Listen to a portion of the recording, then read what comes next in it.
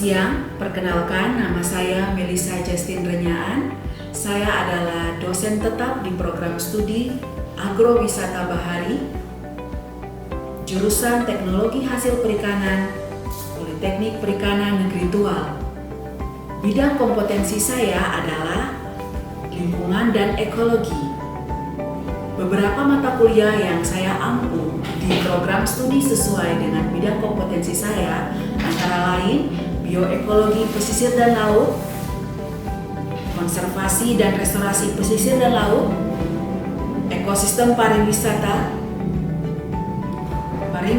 pesisir dan laut, dan perencanaan ekowisata. Nah, di video ini saya akan membawakan satu mata kuliah yang biasa saya ajarkan pada mahasiswa semester 4 di program studi ini, yaitu mata kuliah konservasi dan restorasi pesisir dan laut.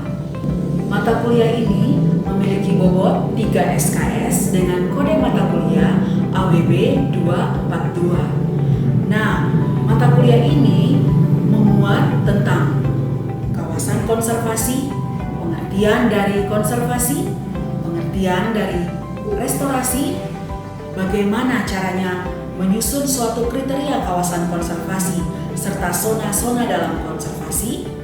Kemudian pada materi ini juga mahasiswa diajarkan tentang pariwisata pada kawasan konservasi, community based tourism pada kawasan konservasi, serta konsep dasar restorasi.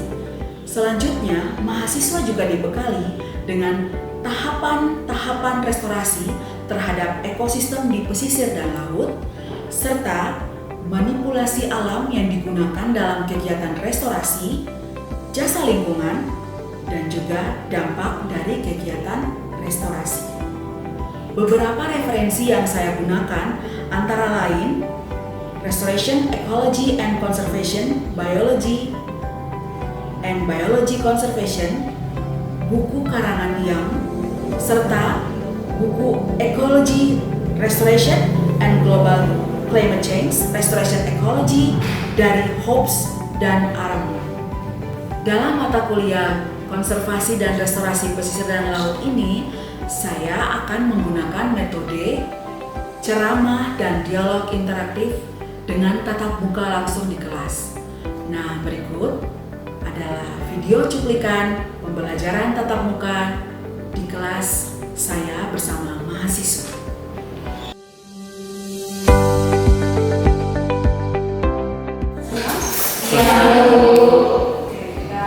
Hari ini kita ada di materi pertemuan ke-13-14 dari mata kuliah konservasi dan restorasi. Nah,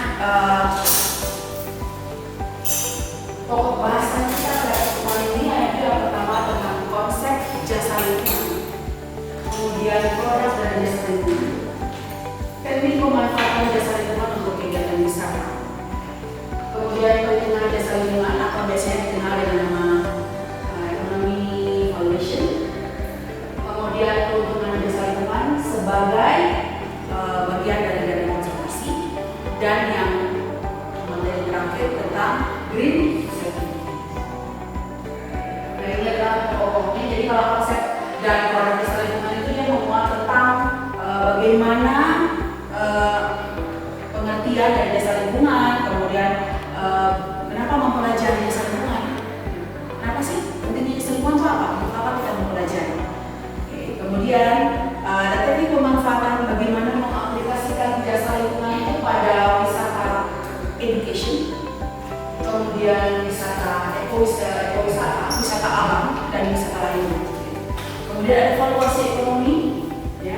Kita akan menghitung apa saja jasa lingkungan dari pariwisata. Kemudian dana konservasi, keuntungan dari jasa lingkungan bagi konservasi, serta green sertifikat. Biasanya dimiliki ya, oleh pemandu wisata khusus di kawasan konservasi. Jadi kalau kalian mau besok-besok menjadi pemandu wisata di kawasan konservasi, pasti kalian punya sertifikat itu berbeda dengan pemandu wisata yang lainnya. Memang lebih khusus gitu.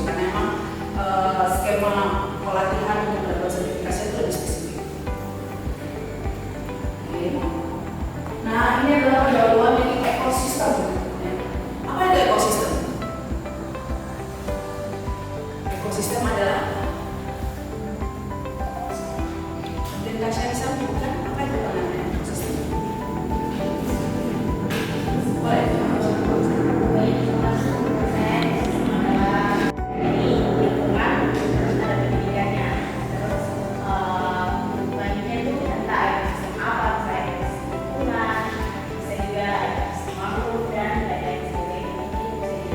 Ekosistem itu sebenarnya adalah hubungan timbal balik antara semua komponen yang ada di dalamnya. Di ekosistem itu kan ada yang namanya spesies, terus kemudian ada lingkungan, terus ada pendidikannya, terus selanjutnya itu entah ekosistem apa, bisa ekosistem lingkungan, bisa juga ekosistem makhluk dan lain-lain sebagainya. Jadi ekosistem itu sebenarnya adalah hubungan timbal balik antara semua komponen yang ada di dalamnya. Di ekosistem itu kan ada yang namanya spesies, terus kemudian ada ragam produk dan jasa lingkungan. Ya, salah satunya untuk tujuan ekowisata atau ekowisata, ya, yang dimanfaatkan dari sumber daya produknya itu. Jadi dia menghasilkan apa, lalu yang kita bisa ambil untuk dikelola menjadi wisata. Kemudian ekosistem memiliki nilai guna langsung dan tidak langsung. Nah, biasanya ini digunakan untuk valuasi ekonomi. Jadi akan menghitung kira-kira berapa sih nilai guna langsung, nilai pemanfaatan langsung, dan nilai pemanfaatan tidak langsung dari lingkungan. Contohnya untuk Pemprov misalnya, pemanfaatan langsung seperti apa? Ambil kayunya untuk makan. Itu pemanfaatan langsung. Pemanfaatan langsung kan sumber daya alam yang ada dari ekosistem makhluk. Terus kemudian pemanfaatan tidak langsung seperti apa? Pemanfaatan tidak langsung, saya kamu tidak langsung ambil gitu, tapi kamu merasakan atau market based economy instrumen dalam pengelolaan sumber daya alam dan lingkungan. Nah, biasanya ada kompensasi dari pengguna jasa yang biasanya karena ada user, ya, dan sebagai penyedia atau provider dari jasa. Nah, ini adalah menurut Undang-Undang 32 tahun 2009 tentang pengertian dari PES. Ya. Jadi ada kompensasi jasa timbal balik lingkungan, ya, antar daerah. Kemudian ada juga pembayaran jasa lingkungan hidup. Jadi pembayaran jasa lingkungan hidup ada. Jadi bisa dikuantifikasikan dengan uang dari jasa lingkungan hidup. Nah, pembayaran jasa lingkungan hidup itu pembayaran yang diberikan oleh pemanfaat, ya. Bisa diberikan oleh pemanfaatan jasa lingkungan hidup kepada penyedia jasa lingkungan hidup.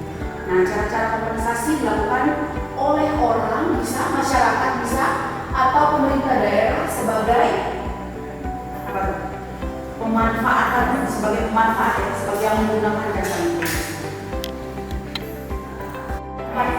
Empat aspek penting sebagai indikator keberhasilan dari PES, yaitu aspek mekanisme, pelaksana, aspek hukum dan dasar pengaturannya, aspek pelaku yang terlibat, dan aspek sosial, ekonomi, dan budaya. Kenapa harus 3 aspek itu? Masih ingat tentang konsep keberlanjutan sustainable development, yaitu memuat 3 hal penting, yaitu lingkungan, sosial, ekonomi, dan budaya. Jadi kalau ini lingkungan, dia harus berkaitan juga dengan sosial, ekonomi, dan masyarakat. 4 aspek penting sebagai indikator keberhasilan dari PES, yaitu aspek mekanisme, pelaksana, aspek hukum dan dasar pengaturannya, aspek pelaku yang terlibat, dan aspek sosial, ekonomi, dan budaya. Kenapa harus 3 aspek itu? Masih ingat tentang konsep keberlanjutan sustainable development, yaitu memuat 3 hal penting, yaitu lingkungan, sosial, ekonomi, dan budaya. Jadi kalau ini lingkungan, dia harus berkaitan juga dengan sosial, ekonomi, dan masyarakat. Penting sekali. Psikologi, kemudian menyerap CO2, jadi tidak hanya mengeluarkan CO2 saja, tapi juga menyerap CO2. Kemudian juga sebagai pencegah banjir, kemudian konservasi biodiversitas, tidak ada penyegaran nanti. PJL banyak.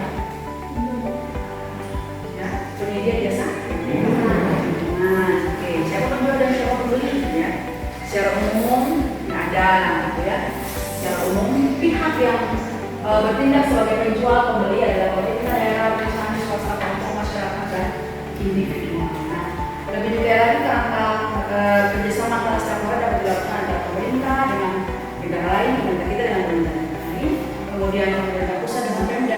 Ini adalah 4 mekanisme PES ya. Community to community, private to community, kemudian government to government, dan community to government. Nah, bisa ada yang jelaskan kalau komunitas to komunitas seperti apa? Kalau menurut saya institusi itu kayak masyarakat yang menyedia dan masyarakat juga yang sebagai penggunanya. Oke, nah kekuatan di sini terus yang berperan sebagai pengguna maupun penyedia adalah kelompok masyarakat itu sendiri. Betul sekali yang dibilang sama Imam. Nah, kekuatan dari PES itu adalah apa? Sederhana, kemudian dia cuma melibatkan kelompok penyedia saja di masyarakat sendiri, ya. Kemudian apa namanya? Pengguna jasa dan mediator dan didasarkan dengan kelembagaan lokal. Jadi kan yang mengatur adalah kelembagaan lokal karena antara masyarakat dan masyarakat.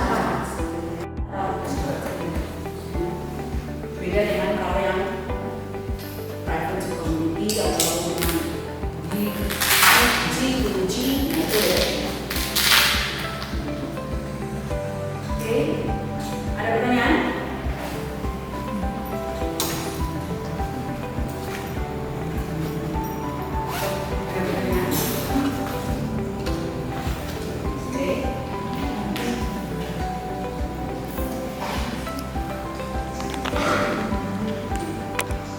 Kemudian Taman Nasional, cagar alam, ekosistem hutan, ya. Kemudian kawasan hutan mangrove dan lain sebagainya. Kemudian pemanfaatannya dapat dirasakan oleh pencinta alam, ya. Mereka yang suka mungkin hiking dan lain sebagainya. Masyarakat, Pemda, pencinta flora fauna, peneliti seperti kami, ya, bisa meneliti juga. Kemudian ada bidang kesehatan, ya kan? Hutan itu kan dia bisa menyediakan banyak ya obat-obatan juga. Mangrove juga bisa menyediakan begitu banyak sumber obat-obatan. Di lokal, nasional, karena kan itu menyediakan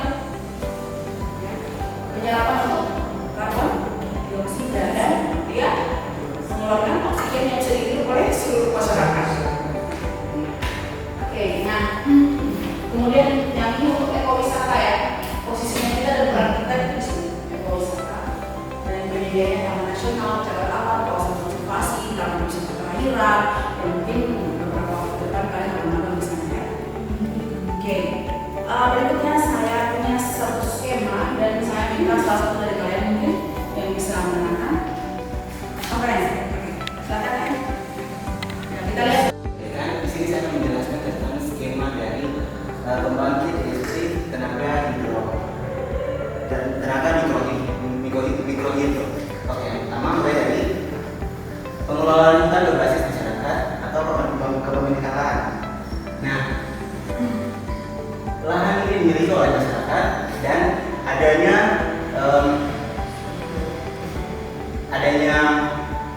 kerjasama dengan Departemen Kehutanan. Kemudian dari masyarakat, kemudian di dalam pengelolaan hutan ini adanya masyarakat yang tinggal atau masyarakat hulu. Kemudian ada masyarakat peduli sungai. Nah, fungsi dari masyarakat peduli sungai adalah di bawah ini atau RUPS sebagai RUPS, di mana RUPS ini merupakan recording upload for environment services atau untuk yang membersihkan lingkungan atau sungai tempat untuk yang nantinya akan dijadikan dengan pembangkit listrik tenaga hidro. Nah, di sini nanti akan memberikan keuntungan bukan hanya untuk masyarakat hulu tetapi juga kepada masyarakat peduli sungai, di mana masyarakat peduli sungai bisa mendapatkan keuntungan dari masukan yang didapat, masukan yang diterima atau adanya pelaksanaan kontrak manajemen yang terbaik. Kemudian dari sini masyarakat mendapat keuntungan dengan adanya pembangkit listrik tenaga mikrohidro. Dari yang sudah saya jelaskan mungkin itu saja. Sekian dan terima kasih.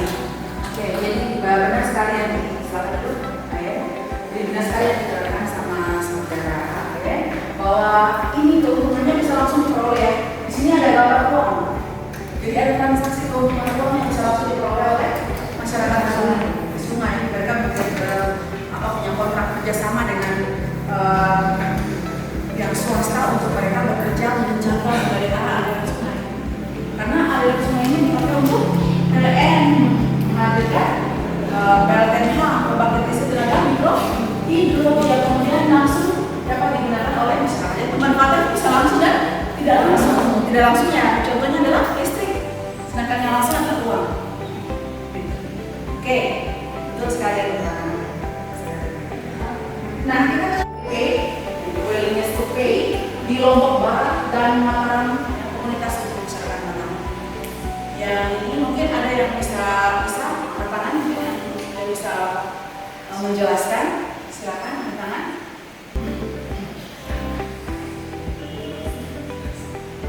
Siapa yang bisa jelaskan? Tidak apa-apa. Dan dengan bahasa yang sederhana yang bisa kalian buat, nanti saya yang menginformasikan.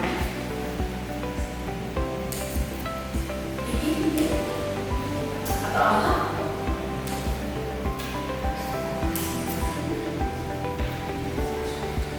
Ada yang bisa menjelaskan tentang PS Lombok? Ini jauh lebih gampang ya, karena di situ tertulis ya, ini jelas ya, WTP dari sini, kemudian masuk ke community, dari SCP kesediaan.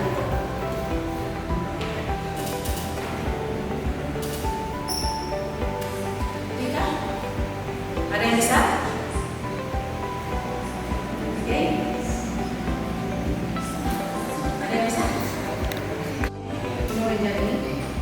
Dan ada komunitasnya di situ. Ada komunitas Gunung Rinjani di situ. Ada yang bisa menjelaskan?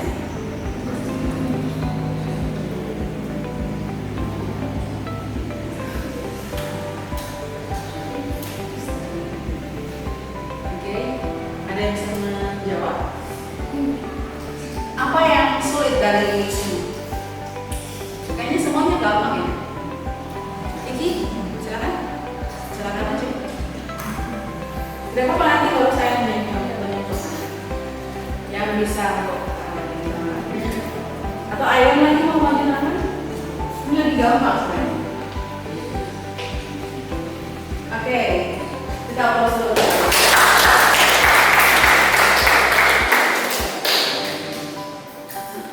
Terima kasih atas pertanyaannya lagi. Di sini saya akan menjelaskan tentang PS Lombok. Mungkin dimulai dari komunitas Rinjani.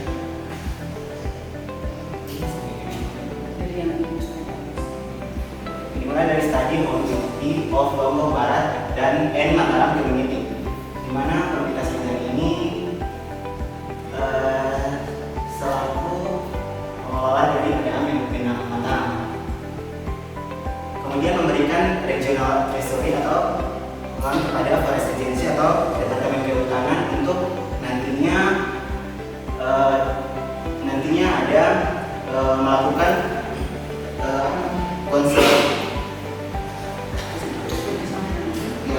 melakukan kerjasama dengan Forest Agency atau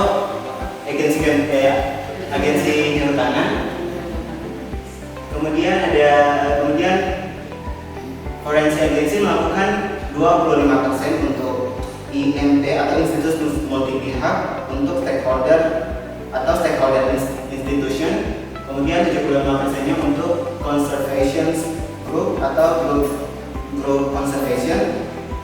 Nah, di dalam group conservation ini ada restoration program 85%-nya untuk restoration program atau program restorasi. Kemudian ada 15%-nya untuk institutions and alternative economic activities atau institusi dan aktivitas ekonomi alternatif. Ini ada satu studi penelitian salah seorang di Lombok sana. Nah, di sini di Gunung Rinjani itu ada komunitasnya, komunitas Gunung Rinjani ya, komunitas lokal itu. Kemudian pemanfaatan WTP itu kan willingness to pay ya, jadi ini berupa uang. Nah, uang ini itu apa? Diperoleh dari mana? Itu ada daerah yang memanfaatkan aliran sungai di sekitar Gunung Rinjani. Jadi aliran sungai itu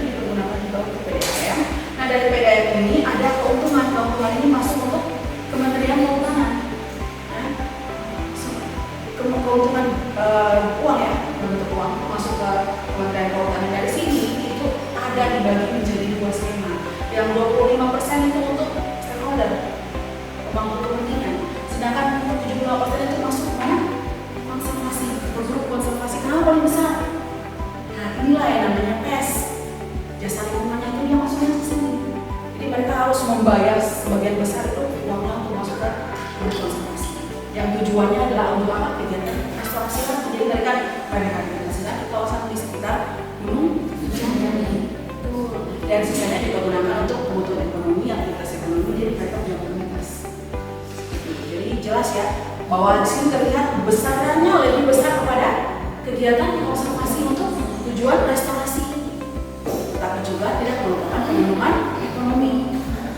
Oke, seperti itu. Nah, sampai di sini ada pertanyaan? Ada lagi Pak? Mulai dari mana dulu? Pertanyaan di sini mengenai apa saja itu kompensasi dari jasa lingkungan sendiri. Oke, sebenarnya jasa lingkungan punya kompensasi cukup banyak ya. Nah, sebagai contoh seperti ini, itu kompensasi ini salah satu alternatif ya. Jadi misalnya tergantung kalian punya sumber daya apa yang kalian diangkat nih, bagi kalian lagi dimanfaatkan. Oke, nah di sini ada pembayaran untuk setiap pohon. Kalau kamu mau pakai itu untuk kegiatan apa gitu, segala sesuatu yang kegiatan wisata atau kegiatan apa yang memanfaatkan penggunaan sumber daya hutannya, hutan mangrove-nya, maka bisa saja dihitung sebagai pembayaran untuk setiap pohon. Ya. Nah, kemudian yang berikutnya pembayaran untuk penanaman hutan atau untuk perlindungan hutan. Makanya tadi ada sekian persen masuk untuk restorasi atau untuk rehabilitasi. Kemudian ada pembayaran untuk memungkinkan pengelolaan lahan yang lebih menguntungkan dan sustainable. Itu juga ada, terutama untuk kegiatan yang seperti wisata alam atau wisata ya. Itu pasti saja ada pembayaran untuk peningkatan lahannya, pengelolaan lahan. Kemudian membayar masyarakat dengan peningkatan pelayanan. Di sini semuanya adalah bagian dari kompensasi. Ada pertanyaan lagi? Baik. Baik, terima kasih atas kesempatannya. Di sini saya akan bertanya mengenai salah satu mekanisme PES yaitu institusi. Di situ tertulis bahwa pengguna dan penyedia merupakan dari kelompok masyarakat sendiri. Jadi saya mau tanyakan tentang keuntungan yang didapat dari pemanfaatan tersebut. Apakah keuntungannya dibagi kepada masyarakat tertentu atau untuk seluruh masyarakat yang terlibat? Oke, nah biasanya itu ada beberapa skema ya. Jadi ada yang mungkin mereka punya sudah rembuk bersama, misalnya keuntungan dari PES ini akan masuk untuk sebagian untuk dana desa untuk pengelolaan desa ya, infrastrukturnya kan, atau pembiayaan bersih dan lain sebagainya. Oke, sekian perkuliahan saya di siang hari ini. Terima kasih ya. Nah, sekian video pembelajaran tatap muka di kelas untuk mata kuliah konservasi dan restorasi pesisir dan laut.